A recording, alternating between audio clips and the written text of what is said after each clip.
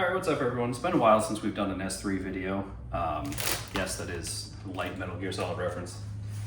But I've made pesto before on the channel, and today we're gonna do something a little bit different. That pesto is made for just like pasta or pizza or whatever, a few tweaks for pizza. Today, sorry, I feel like I'm getting sick, so it's hard to breathe. We are going to be making a creamy pesto. So the first thing we're gonna do is we're gonna take light cream, and we are going to put it on the stove and we're going to heat it up on a low heat. We want to bring it to a simmer. We don't want to boil it. We don't want to scald it. When you're cooking with cream or milk, you need to be very close by and keep an eye on everything. So that's why, should open that pour end. So that's why we're going to be doing all of this really quickly.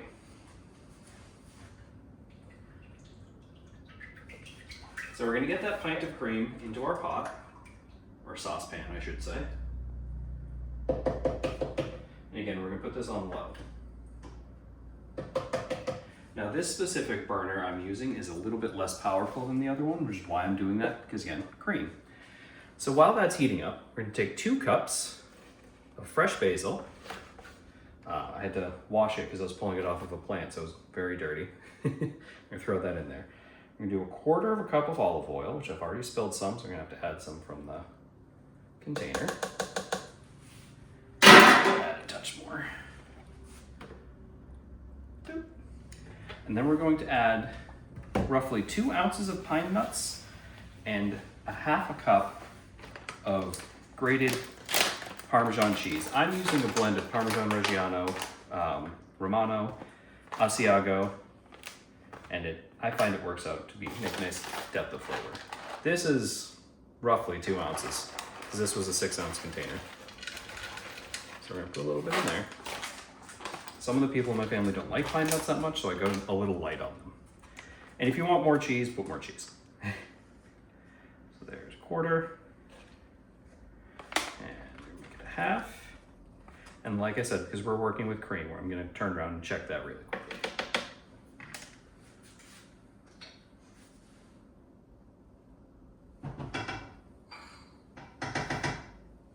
Now you'll notice I said we're not using heavy cream, we're using a light cream. There is a reason for that. We don't want this to be too heavy. I'm using this specifically for a gnocchi dish that I'm making. So, you know, I wanted it to be a little bit lighter and to make a nice creamy pesto that'll stick to the dumplings, but won't be like so thick that it's just gonna coat everything to death. So, I'm going to give this a quick pulse. So, if you're wearing headphones, I'm sorry.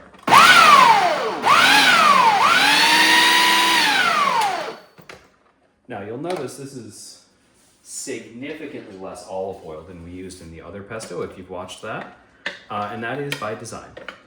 You can probably give this another little pulse, just wanted to get everything off the sides.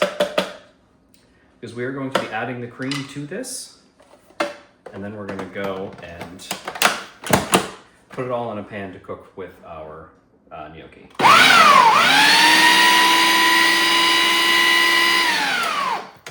So that's probably good for that for right now.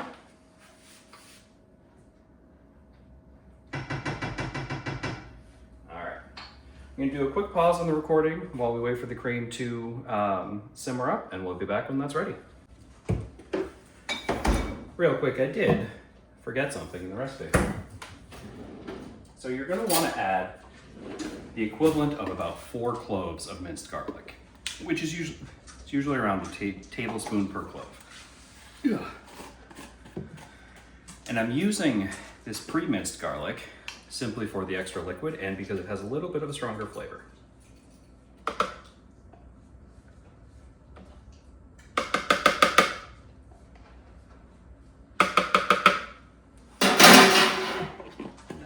You're gonna mix all that in. So I'll give it another pulse while we wait for the cream, and then we'll come back when the cream is ready. This time for real. All right, quick POV change, because we're gonna be going back and forth. So this is now just about ready. And what we're gonna be doing is we're gonna be pouring 1/2 of this pint into the food processor. We're gonna give it another couple pulses, and then it's all going into this pot to cook down and reduce. And once it's reduced, then you can, cook your pasta in it, or in this case gnocchi, whatever you're doing with it, and use it for, and have it be ready. So This is likely going to make a mess, so just be very careful.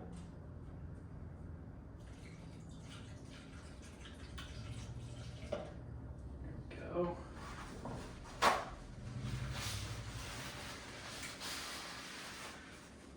Put it on, not on burner. Might actually need a little bit more, just a little under half.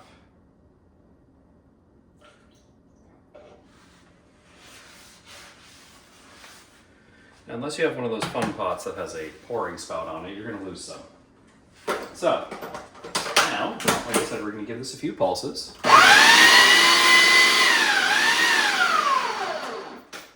Making sure to push some stuff down from the sides. This is going to be a much looser sauce at this point, because we are going to reduce it a little bit more on the stove.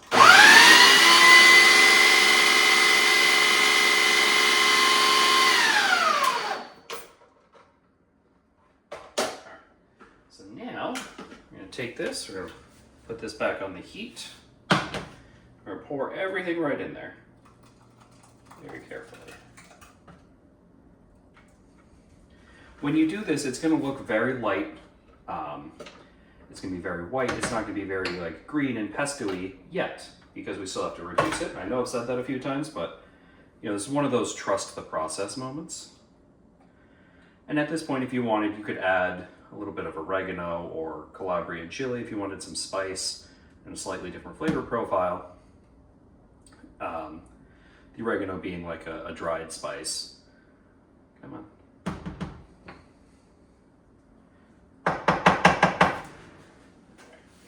There.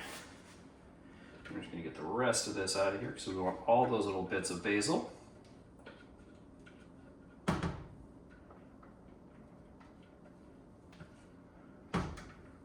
Now, in terms of sauces, this is going to be, by the very nature of having this much fat with the light cream, it's going to be a little less flavor forward than like the regular pesto we make, or that we have made on this channel.